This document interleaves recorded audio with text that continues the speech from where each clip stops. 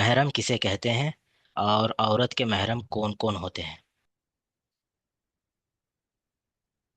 جی، محرم محرم جو ہے ایسے مرد کو کہتے ہیں جس سے کسی عورت کا نکاح ہمیشہ کے لیے حرام ہو۔ اور ظاہر سی بات ہے پھر عورت کا اس سے پردہ ضروری نہیں ہوتا ہے۔ یہ کیجئے، اس سے نکاح ہمیشہ کے لیے حرام ہوتا ہے، اس کے لیے پردہ ضروری نہیں ہوتا ہے کیونکہ وہ اجنبی نہیں ہے۔ محرم کا مطلب وہ اجنبی نہیں ہے، اور اسی طریقے سے اس کے ساتھ سفر بھی کر سکتی ہے۔ اب یہ کون لوگ ہوتے ہیں؟ تو محرم کا مطلب یہ تو سمجھ میں آ گیا کہ جس کے لیے ہمیشہ کے لیے نکاح حرام ہو۔ ہمیشہ کے لیے اس لیے بولتے ہیں کیونکہ کچھ وقتی طور پر ہوتے ہیں ان سے نکاح حرام ہوتا ہے، تو وہ لوگ اس میں شامل نہیں ہیں۔ ہاں، ان سے پردہ ضروری ہے اور ان کے ساتھ سفر بھی نہیں کر سکتے۔ مثال کے طور پر خالو ہو گئے عورت کا، لڑکی کا خالو، اسی طریقے سے لڑکی کا پھوپھا۔ تو خالو اور پھوپھا یہ مثال دے رہے ہیں۔ خالو اور پھوپھا جو ہے، ٹھیک ہے، وہ محرم نہیں ہے۔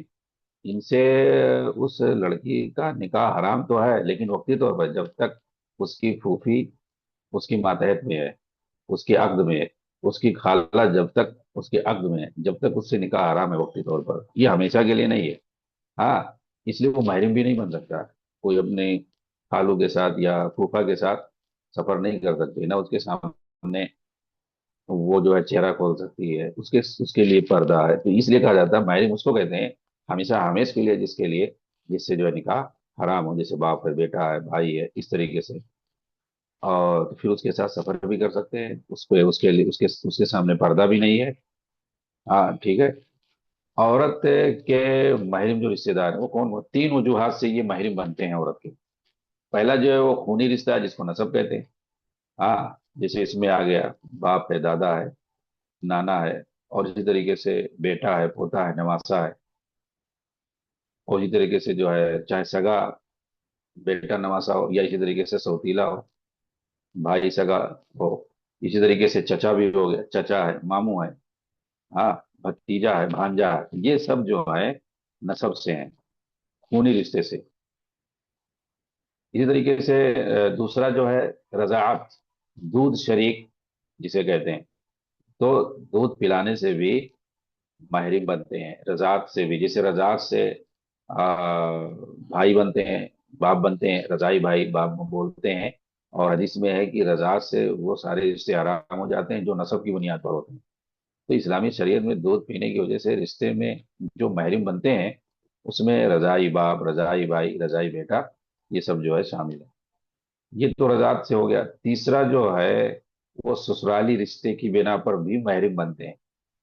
ہاں، جیسے عورت ہے تو وہ اپنے سسرال میں ہے تو یہاں بھی اس کے کچھ محرم ہوتے ہیں، جیسے اس کا شوہر ہو گیا، اس کا سسر ہو گیا، ہاں، اور پھر سسر، اور پھر اس کا دادا بھی ہو گیا، یعنی اس کے باپ، اس کے شوہر کا دادا مراد ہے یہاں پہ، وہ بھی جو ہے اس کا محرم ہوگا۔ اور اسی طریقے سے ظاہر سی بات ہے شوہر کا بیٹا، پوتا اور نواسا، یہ جو بیٹا، پوتا، نواسا جو ہے یہ سب سوتیلے ہیں، یعنی اس کے اپنے وطن سے نہیں ہے۔ اس کے شوہر کے تو لڑکے ہیں، شوہر کا بیٹا ہو گیا لیکن دوسری بیوی سے، شوہر کا پوتا ہو گیا دوسرے سے، شوہر کا نواسا ہو گیا دوسری عورت سے۔ تو وہ سب بھی وہ سوتیلے ہیں لیکن وہ بھی محرم ہیں کیونکہ ان سے بھی ہمیشہ کے لیے نکاح حرام ہے۔ اور یہ طریقے سے داماد ہے تو داماد بھی محرم ہے، یعنی بیٹی کا شوہر۔